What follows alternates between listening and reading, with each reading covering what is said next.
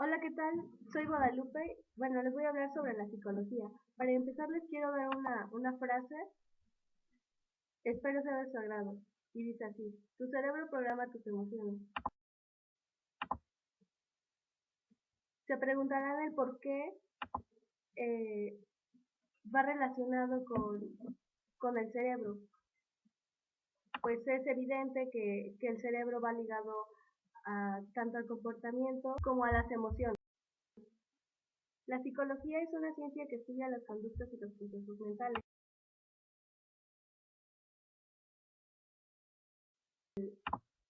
Los afectivos, que estos son por los sentimientos, y las emociones,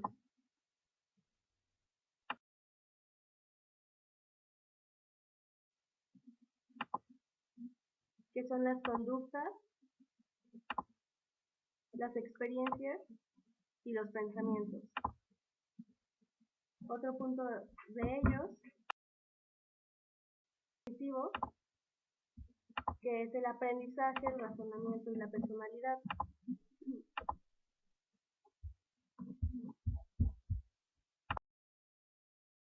La fisiología. Bueno, la fisiología es una ciencia o disciplina que estudia las funciones de las diferentes comportamientos, tales como el comportamiento y la conducta, y entre ellos los procesos físicos que se derivan del sistema muscular, el sistema nervioso, el sistema digestivo, el sistema sanguíneo y el sistema respiratorio. Psicofisiología. Bueno, esto estudia la relación entre los procesos biológicos y la conducta. Bueno, esto se centra en el estudio del sistema nervioso, aparato circulatorio y principalmente en el sistema nervioso central, como el cerebro, cerebelo, bulbo raquídeo, entre otros. Hola, soy Anaí y les voy a presentar la embriología del sistema nervioso central. El sistema nervioso humano empieza a desarrollarse durante la tercera semana posterior a la fecundación del óvulo. Lo primero en aparecer es una placa alargada de origen ectodérmico llamada placa neural, la que después se transforma en un surco neural. Después, por una fusión de la región dorsal, se determina la formación del tubo neural. En esta etapa, un grupo de células ectodérmicas vecinas al sitio de cierre del tubo neural se separan para constituir las crestas neurales. El cierre del tubo neural no es simultáneo a lo largo de él, sino que comienza en la región cervical del embrión, progresando luego hacia caudal y más hacia cefálico. El tubo permanece temporalmente abierto a la cavidad amniótica en los denominados neuroporos, anterior o cefálico y posterior o caudal. El neuroporo cefálico es el primero en cerrarse a los 25 días de gestación. 2 días más tarde se cierra el neuroporo caudal. El efecto en el cierre de los neuroporos produce una alteración grave en el desarrollo del sistema nervioso central. El tubo neural es el que da origen a todo el sistema nervioso central, mientras que las crestas neurales darán origen a casi todo el sistema nervioso periférico. Las leptomeninges, melanocitos, médula suprarrenal y odontoplastos, a diferencia del tubo neural, que permanece como una estructura continua. Las crestas neurales se fragmentan con la aparición de los somitos, originando así los ganglios de la raíz posterior de la médula espinal. Luego de su cierre, el tubo neural produce una intensa proliferación celular en la capa neuroectal, distinguiéndose en este periodo la formación de la capa del manto, que originará la sustancia gris, y la capa marginal, que originará la sustancia blanca. Regionalmente, en el tubo neural se distingue la formación de una placa basal y de una placa alar, separadas por el surco limitante. Dorsalmente a la placa alar se describe la lámina del techo y ventralmente a la placa basal se describe la lámina del piso. Las neuronas que se originan en las vecindades del surco limitante tendrán una función visceral, mientras que aquellas que lo hacen de la región dorsal, de la lámina alar y de la región ventral, de la lámina basal, serán somatosensitivas y somatomotoras. Además de las neuronas, en el sistema nervioso se encuentran las células de glía o neuroglía. De ellas, los astrocitos y las células de la oligodendroglía se originan del tubo neural, mientras que las células de Schwann y las células satélites se originan de las crestas neurales. Los axones de las neuronas sensitivas de los ganglios espinales establecen contacto sináptico con las neuronas del sistema nervioso central, mientras que sus dendritos lo hacen con los órganos blancos correspondientes. Como también las motoneuronas del asta anterior de la médula espinal han enviado sus axones hacia los músculos estriados, tempranamente se forman vías que establecen arcos reflejos funcionales. Esto último requiere que se haya producido la mielinización de los axones correspondientes, la cual es realizada por las células de Schwann en los nervios periféricos y por las células de oligodendroglía en el sistema nervioso central. Cuando el embrión tiene 12 semanas, la médula espinal se extiende a lo largo de todo el canal raquídeo. A partir de este momento, las vértebras y cartílagos intervertebrales crecen más rápido que la médula espinal, por lo que en el recién nacido el extremo caudal de ella se encuentra a nivel de la tercera vértebra lumbar. Esto explica que las racillas sensitivas y motoras tengan una orientación oblicua y casi vertical en los segmentos más caudales de la médula espinal. En el extremo cefálico, el tubo neural se expande diferenciándose en tres vesículas encefálicas primarias, que desde caudal a cefálico son romboencéfalo, mesencéfalo y prosencéfalo. Después estas tres vesículas se transforman en 5 por división del prosencéfalo y romboencéfalo.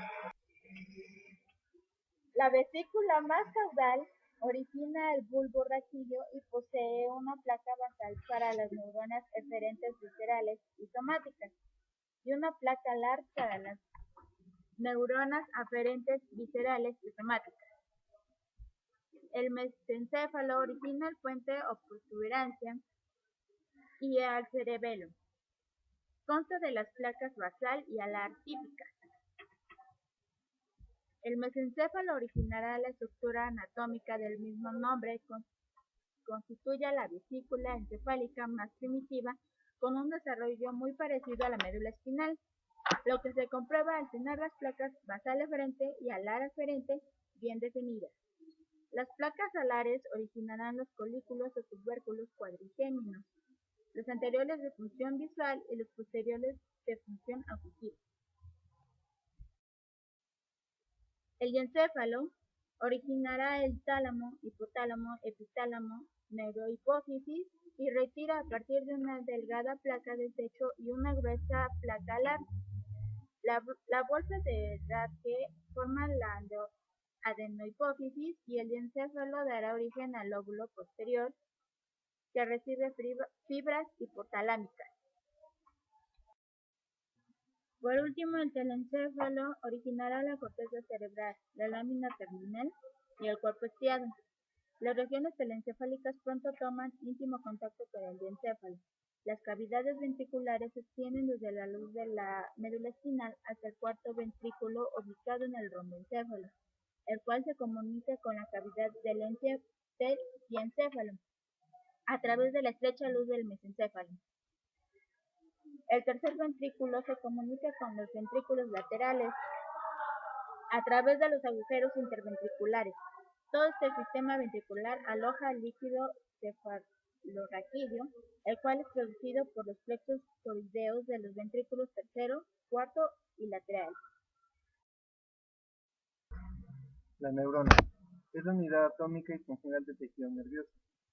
Son sus células especializadas en la recepción y transmisión de señales e impulsos nerviosos.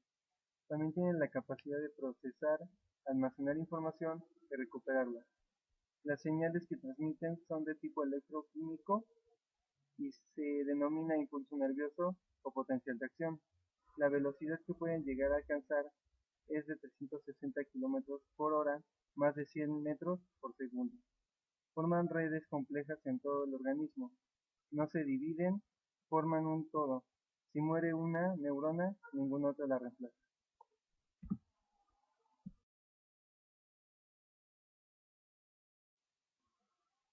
Partes de la neurona. Estas son granulaciones, núcleo celular, cuerpo celular, dendritas, axón, ramificaciones nerviosas. Cuerpo celular. Aquí se encuentra el núcleo que contiene información genética. Recibe la información de las dendritas. Axón. Es una larga prolongación del cuerpo celular que termina ramificando uno de sus extremos. Se ocupa de transmitir la información de la siguiente neurona hasta recubrirla de mielina. Dendritas. Son prolongaciones del cuerpo celular que forman raíces, reciben información de otras neuronas. Tipos de neuronas. Existen 3 tipos de neuronas: unipolares, bipolares, multipolares. Unipolares. Tienen una única prolongación. Son características del sistema nervioso de invertebrados. Bipolares. Tienen 2 prolongaciones, como las células bipolares de la retina. Multipolares. Generalmente son neuronas motoras. Tienen un axón y muchas dendritas, y son las más numerosas del encéfalo y la médula.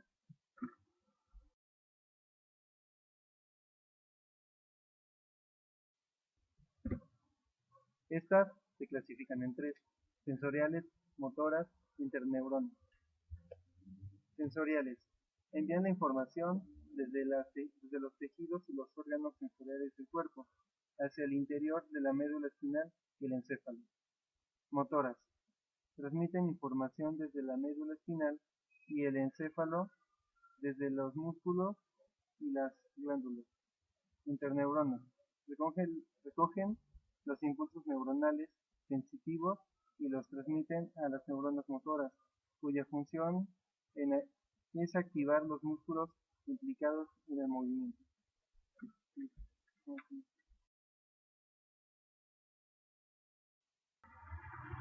Polarización, despolarización, repolarización.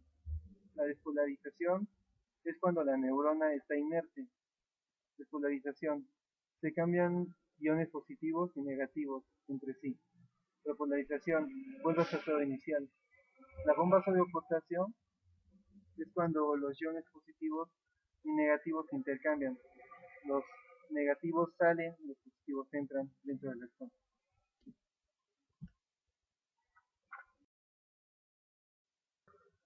Sinapsis. Descarga químico-eléctrica, pase de información entre una neurona a otra. Esta es la función básica de las neuronas. Entre ellos se transmite la información para poder comunicarse.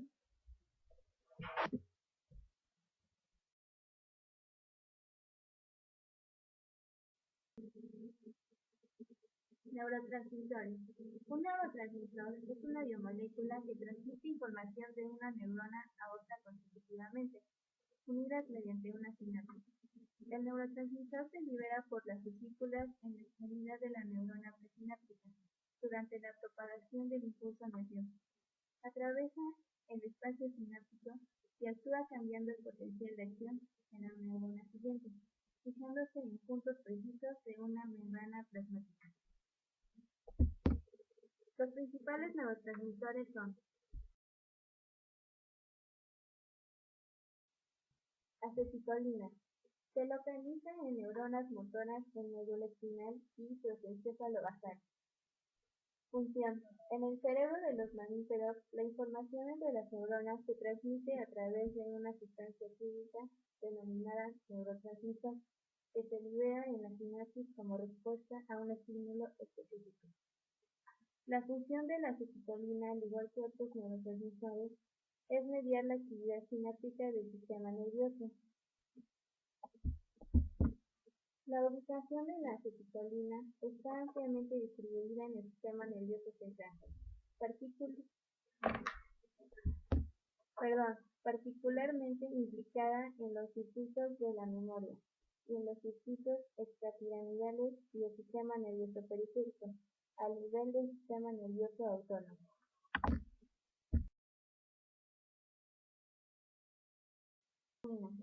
Es un neurotransmisor producido en una amplia variedad de animales, incluidos tanto vertebrados como invertebrados.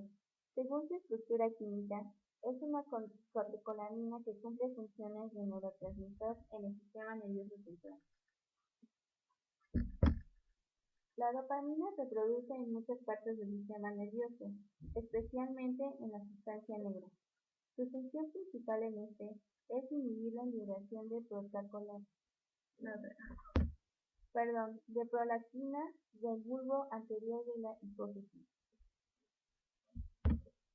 La dopamina tiene muchas funciones en el cerebro, como el comportamiento y la cognición, la actividad motora, la motivación y la recompensa, la regulación de la producción de leche, el sueño, el humor, la atención y el aprendizaje.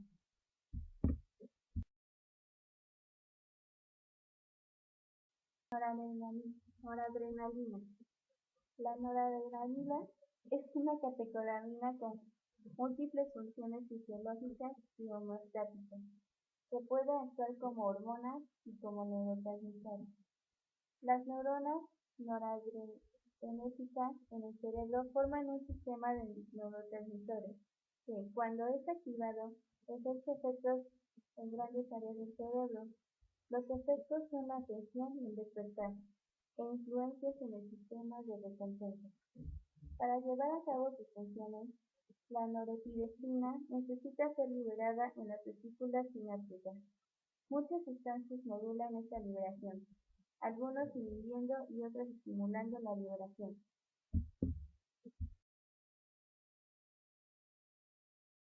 Serotonina.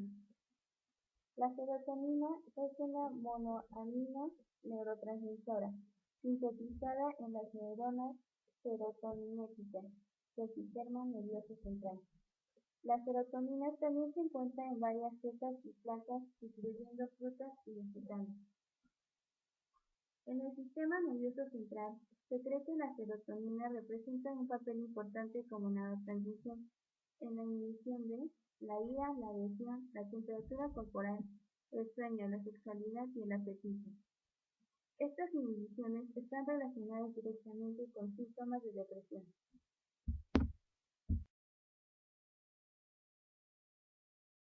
Ácido aminobutírico.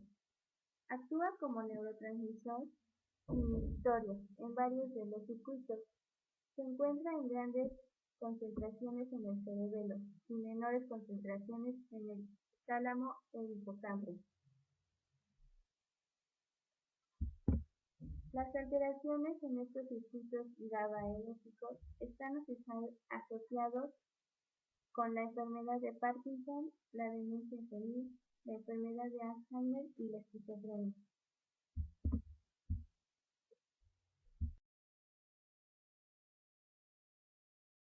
Lisina, principal neurotransmisor inhibidor de la médula espinal.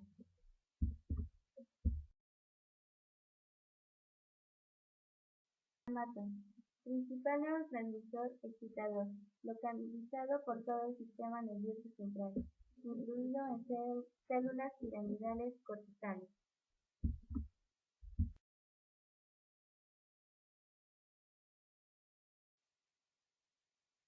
Nervios espinales o raquídeos.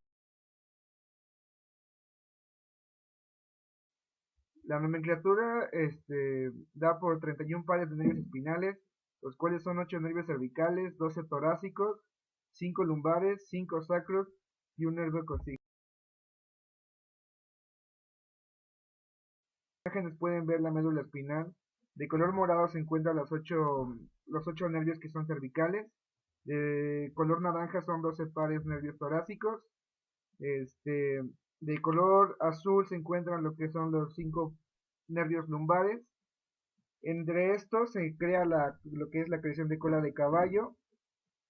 Y hasta el final queda un nervio coccygeal que se podía denominar como el vestigio de cola de nuestros antepasados. La médula espinal se encuentra protegida por las vértebras, y las vértebras en conjunto tienen discos, y estos dos nombres crean lo que es la columna vertebral, que tiene la función de proteger los nervios, los músculos y ligamentos junto con la médula espinal.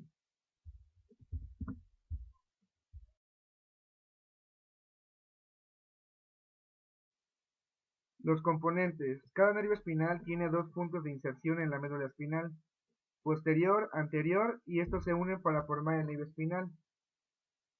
Dado que los nervios espinales tienen fibras sensitivas y motoras, se consideran nervios espinales mixtos.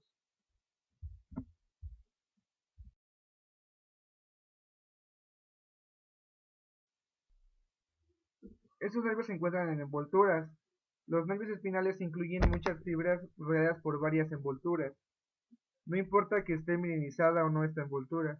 Estas se dividen en tres, que es el endoneurio, perineurio y epineurio. El endoneurio envuelve la fibra nerviosa, el perineurio rodea el fascículo y el epineurio rodea el nervio completo. En la siguiente imagen podrán ver un ejemplo. Se puede ver el ejemplo de los nervios, cómo están cubiertos. Se puede ver las dos glándulas de la médula espinal, el ganglio sensitivo y el ganglio motor. Estos dos se unen y están cubiertos por el endoneurio, el perineurio y el epineurio. Las sensitivas se unen a la piel y las motoras a los músculos estriados.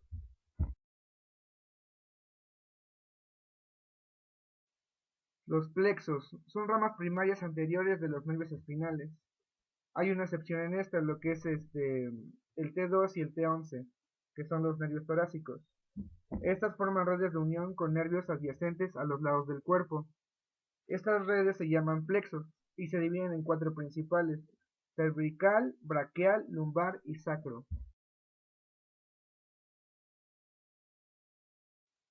Aquí se puede ver el ejemplo cómo se está dividido el plexo cervical, el plexo braquial, lumbar y sacro.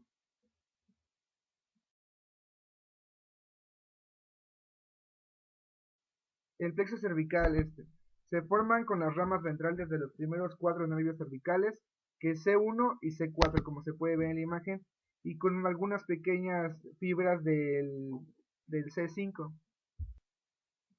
El plexo braquial se forma con las ramas ventrales de los nervios C5 y C8 a T1, con algunas fibras de C4 y T2.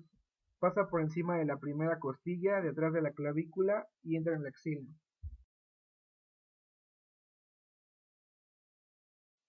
Aquí se pueden ver los nervios. C5 y C6 se unen para formar el tronco superior. C7 constituye el tronco medio. C8 y T1 forman el tronco inferior. A su vez, cada tronco tiene ramas anteriores y posteriores que dan origen a fascículos. Estos fascículos se dirigen en tres nervios importantes: el radial, el mediano y el ulnar o cubital.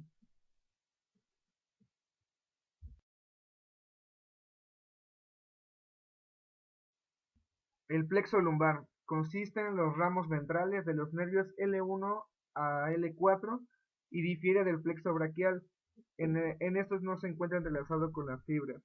Consiste en raíces y divisiones posteriores y anteriores a uno y otro lado de las primeras cuatro vértebras lumbares. El plexo lumbar se distribuye en la pared abdominal, anterolateral, genitales externos y una parte del miembro inferior. El nervio principal que surge de este plexo es el femoral o crural.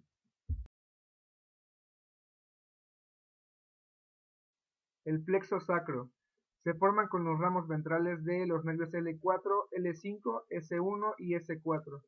Se distribuyen en glúteos, perineo y miembros inferiores. El nervio principal de este plexo es el de mayor grosor y longitud del cuerpo, llamado isquiático o ciático mayor. El cerebro y los nervios craneales. Es un órgano y tienen varios conectores que se dividen para su estudio. Vamos a enfocarnos en los nervios espinales. Existen 31 pares de nervios espinales raquídeos, reciben nombre y número según su región. Hay 8 pares de nervios cervicales, 12 torácicos, 5 lumbares, 5 sacros y 1 coccygeal.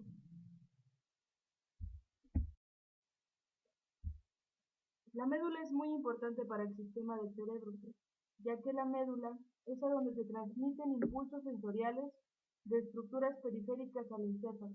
Esto quiere decir que los impulsos que tenemos en nuestro organismo llegan al centro de reflejo.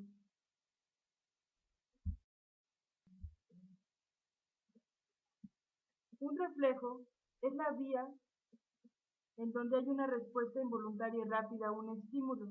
Con la transmisión de un impulso se da un arco reflejo. Este reflejo constituye el principal mecanismo de respuesta del organismo ante cambios en los medios internos y externos.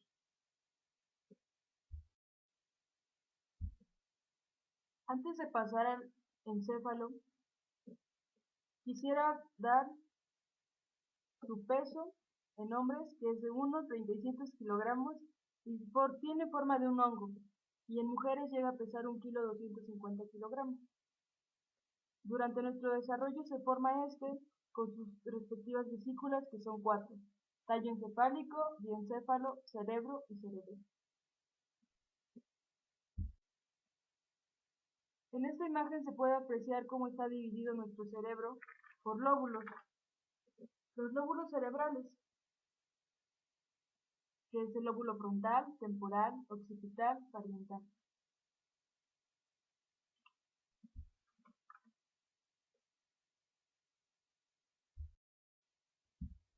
Tallo encefálico.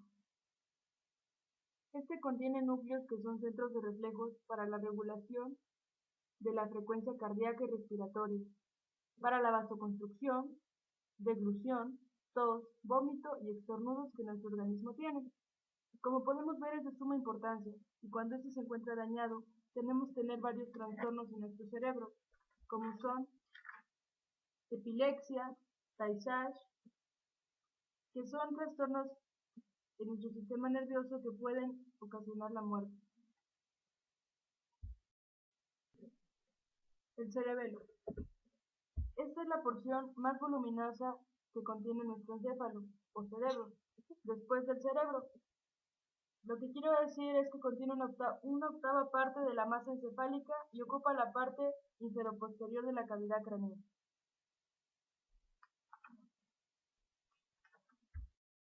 Craneales. Están divididos por sentidos: nervio olfatorio, como podemos ver, nervio motor, nervio acústico, nervio espinal, nervio facial y nervio vago. Los nervios craneales también están divididos en nervios espinales, que estos se encuentran obviamente en la médula. Los craneales se encuentran en el cerebro, en el cráneo, para ser exactos. Los nervios espinales son raíces anteriores y posteriores, todas mixtas, sensoriales y motores. Lo que quiero dar a entender es que los nervios espinales están conectados a los nervios cervicales a través de la médula espinal. Neurotransmisores encefálicos. Estos son compuestos que facilitan, excitan e inhiben neuronas, como zonas postsinápticas, en donde se da el proceso de la sinapsis.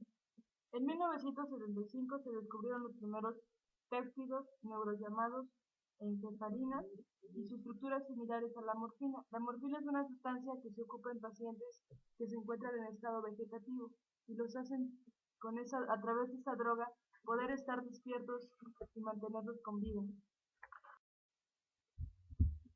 Bueno, ahora les voy a hablar sobre el sistema endocrino.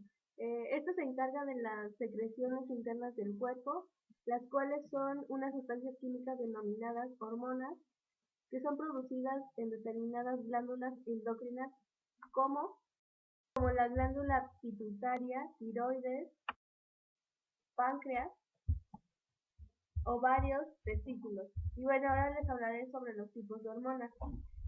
Las hormonas van englobadas en 3 grupos o funciones de su estructura química. Entre ellas está la amina, que son aminoácidos, y tirosinas, que estas son hormonas de tiroides y catecolaminas.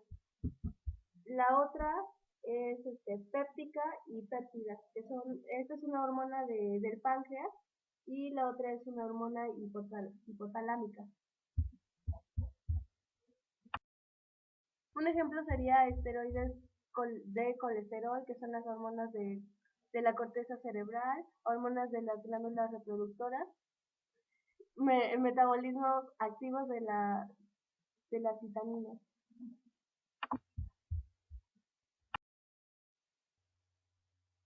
Sistema nervioso autónomo.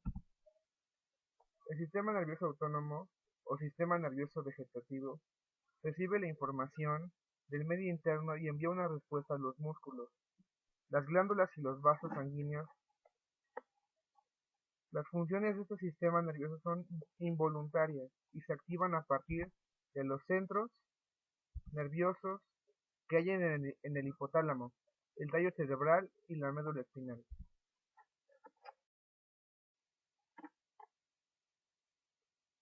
El sistema nervioso autónomo se divide en sistemas nerviosos simpáticos y sistema nervioso parasimpático, con bases anatómicas y funcionales diferentes.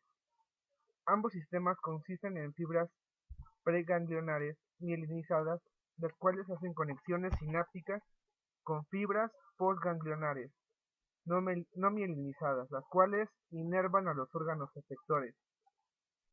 El sistema nervioso simpático parte del sistema nervioso autónomo que se encarga de activar el organismo en situaciones de estrés. Lo prepara para la activación física y psíquica, aumenta la tensión arterial, la frecuencia cardíaca, el ritmo respiratorio y sudoración. Y el sistema nervioso parasimpático es la parte del sistema nervioso autónomo que hace más lentas las funciones vitales relacionadas con la activación, disminuye el ritmo cardíaco y la frecuencia respiratoria. En cambio, aumenta la motilidad y secreción intestinal, estimula la diuresis y la evacuación. La función principal del sistema nervioso autónomo es mantener o restablecer de forma eficaz la homeostasis corporal, según las necesidades que están experimentando a nivel interno o externo. Este sistema le permite al cuerpo responder de manera adecuada a los diferentes estímulos ambientales, para que se adapten a los mismos. Desempeña la importante función de controlar todos los actos que el organismo lleva a cabo por su propia voluntad, como los del corazón, los del intestino y los de otros órganos internos. Cuenta con dos elementos diferentes, el sistema nervioso central y el sistema nervioso periférico. Neurona preganglionar. Entenderemos por neurona preganglionar que es una neurona cuyo axón establece contacto con otra célula nerviosa situada en un ganglio periférico. Neurona postganglionar. Neurona periférica de las divisiones simpática y parasimpática del sistema nervioso autónomo. Su cuerpo celular se localiza en los ganglios autónomos y sus axones terminan en diferentes órganos y tejidos.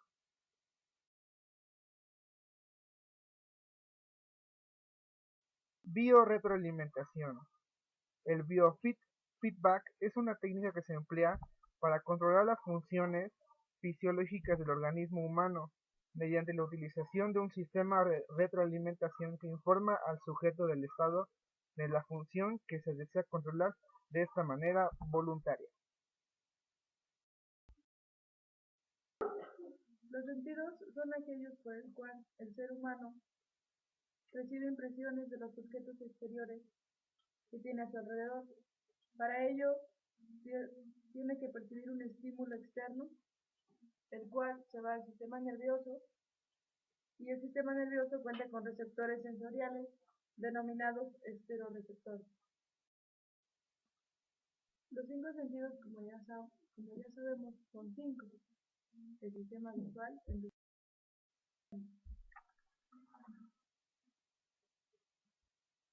bueno, en el sentido de la vista, cabe mencionar que el órgano por el cual puede este sentido darse a conocer es el ojo, como comúnmente sabemos, pero la realidad es otra. La realidad es que el órgano que efectúa el proceso de la visión es el cerebro. La función del ojo solo es reducir las vibraciones electromagnéticas de la luz en un determinado tiempo, ya que ésta tuvo un impulso nervioso que llega y se transmite al cerebro. Los anexos del ojo son las cejas, las glándulas lacrimales, glóbulo ocular, las pestañas, los párpados, la pupila y el conducto laríngeo. Solo tiene un órgano, que es la piel, la cual se divide en dermis y epidermis.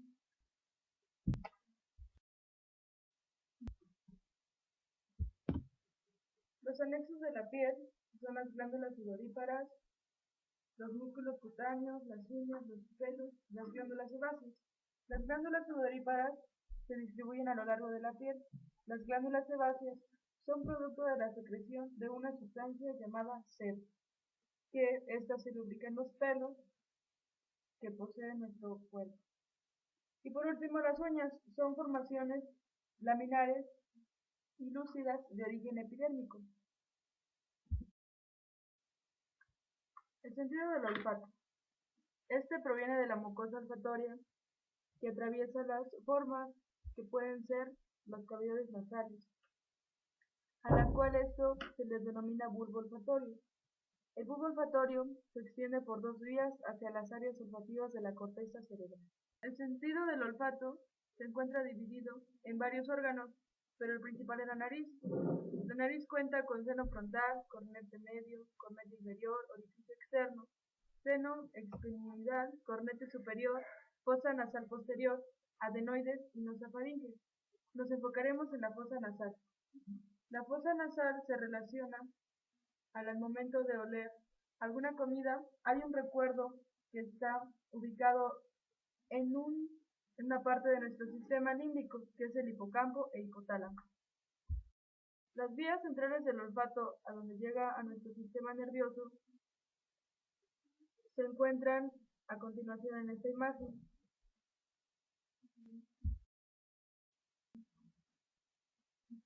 Los receptores del olfato en el ser humano constan así. El olfato llega hasta las neuronas bipolares pequeñas, cuyos cilios sensitivos se extienden hasta la capa de la mucosa de las fosas nasales. Sus axones atraviesan el hueso de la placa cribiforme para finalizar en los glomérulos del bulbo olfatorio del cerebro.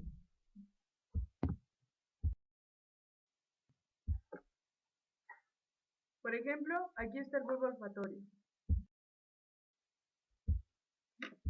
Cabe mencionar que un receptor olfatorio son de adaptación rápida. La adaptación ocurre por la activación del intercambio de sodio y calcio y la unión de esta con la calmodulina. El siguiente sentido es el gusto, el cual su órgano en el cual emite las sensaciones es la lengua. Una sensación puede tener una imagen o representación consciente de un estímulo. Las funciones sensoriales de este sistema se realizan en tres etapas: recepción, transmisión y percepción. El órgano principal en esta imagen, como pueden ver, es la lengua, pero también consta de subalternas glándulas, como la glándula paratida, la mandíbula, el músculo bocinador, el músculo mesetero, la mandíbula, la glándula submandibular y la glándula sublingual.